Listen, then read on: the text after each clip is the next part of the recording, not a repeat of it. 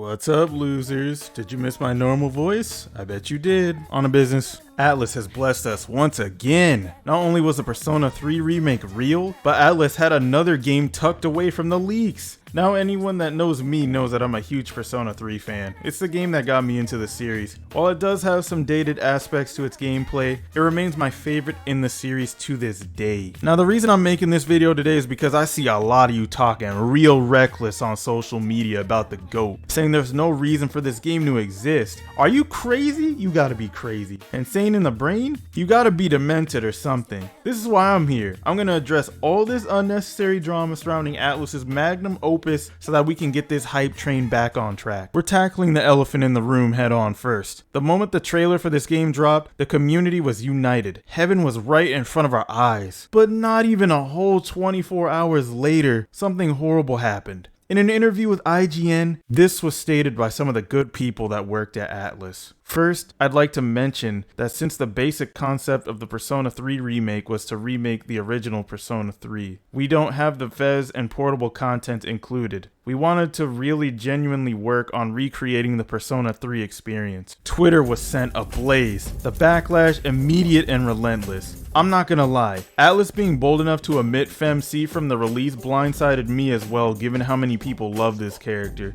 FEMC fans are literally like a cult. Since the announcement, I've seen so many people saying that the hype for this game is dead and how a Persona 3 remake is supposed to have FEMC's story and the answer in one game. And this is where I have to say that you're actually insane if you thought we would get all of that in one game. Persona 3 Portable itself is 2 games with different social links and story events. The answer is a post-game story that takes hours to complete. Imagine how much time that would take to make, how much money it would cost. Especially the answer, which desperately needs to be remade if it comes back, because even though the story being told is great, the gameplay is bad, so bad, and everyone knows that. But now all of a sudden everybody wants it back?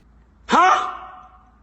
On top of that, I'm sure Atlus knows that they can get away with charging you extra for this content later. Did you guys see what they're doing with Persona 5 Tactica? Day 1 story DLC? Shaking my head. Thankfully, we got some more information regarding the remake a bit later. It has been confirmed that the only FES content that will not be present in Reload is the answer. That means all of the FES content that was added in the main game will be returning. That most likely means all of you freaky robot lovers out there can still get your fix.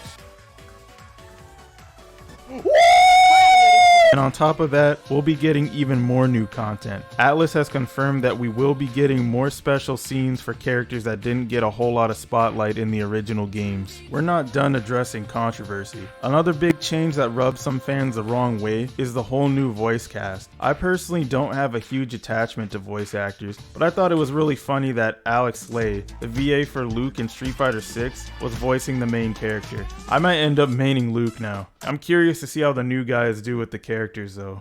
Any questions before I go? Do you have any questions before I go? Who's there? Who is this? My name is Mitsuru Kirijo. My name is Mitsuru Kirijo. As I begin my term as Student Council President. So you unlocked it earlier. Très bien. So you unlocked it earlier. Très bien. Yeah, right. It's gotta be them. Yeah, right. It has to be them. Alright, I would say I am impressed, but Persona 3 fans know that there's one last test that these guys need to pass. And if they can't pass it, then this is all meaningless. Alright, this is the real test right here, is for all the marbles. Man, this is a tough case, even for Junpei Iori, ace detective. Alright, that was pretty good. I'm feeling it, I'm feeling it. I'm feeling it. Are they gonna do the whole thing? More like Stupe ace defective. Okay, that was pretty good, that was pretty good. It was missing the "are you stupid" or something, but it's all good. They got the interaction, it's still in the game. I'm feeling it. I think these guys will do a good job.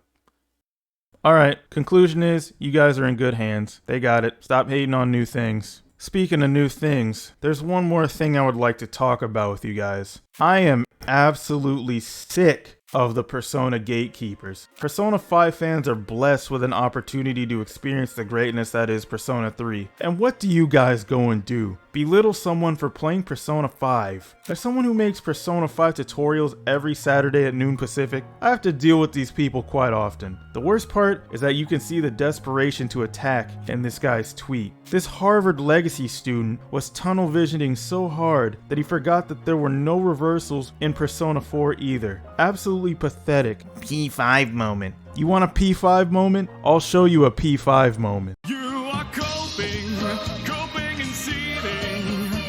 You just can't accept what you're seeing.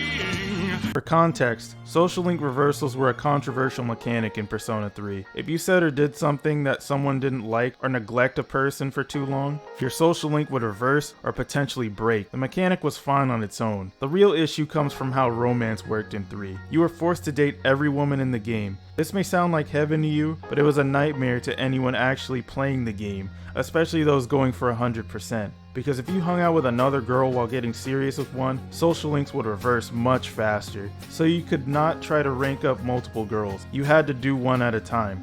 I don't know how this, along with many other things the original game had, were even approved by Atlus. Thank God they're smart enough to remove forced relationships, right?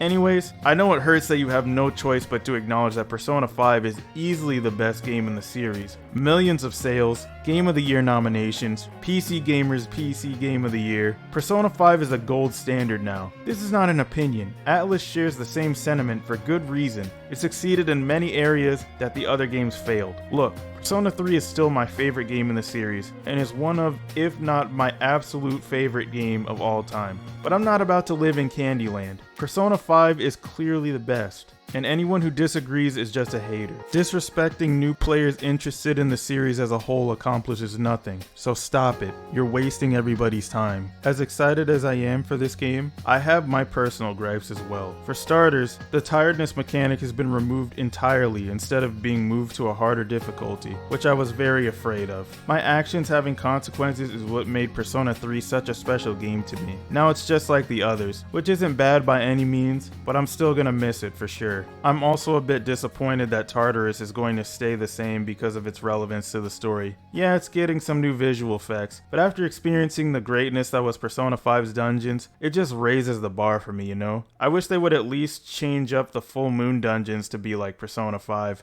It's for this reason that I believe even though this game will be absolutely phenomenal, it won't top Persona 5 Royal. Persona 4 on the other hand. And I'm out. Later, losers.